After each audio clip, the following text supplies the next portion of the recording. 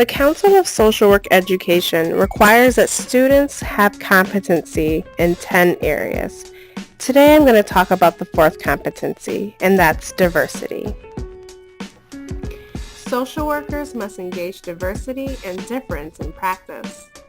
Social workers understand how diversity characterizes and shapes the human experience and is critical to the formation of identity.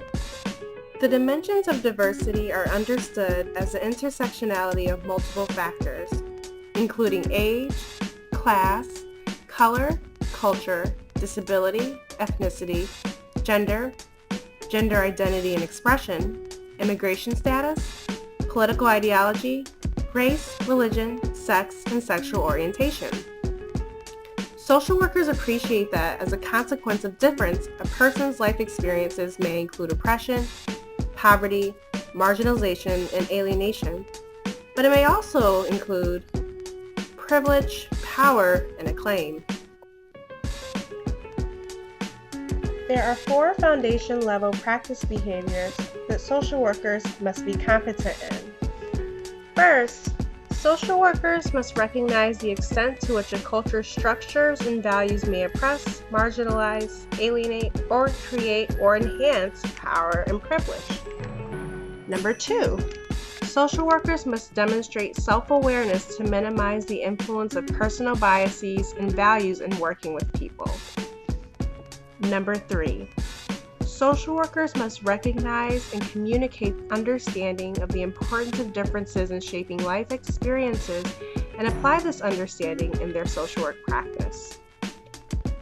Lastly, social workers must actively learn about culture from multiple sources, including clients, constituents, communities, and organizations to provide culturally competent services and programs. At the micro level, an example of this would be if a therapist were doing psychotherapy with a client of African American descent, she would gather information about her client's culture and use that information to inform her practice and treatment planning. By nature, using a person and environment approach encompasses cultural and diversity factors.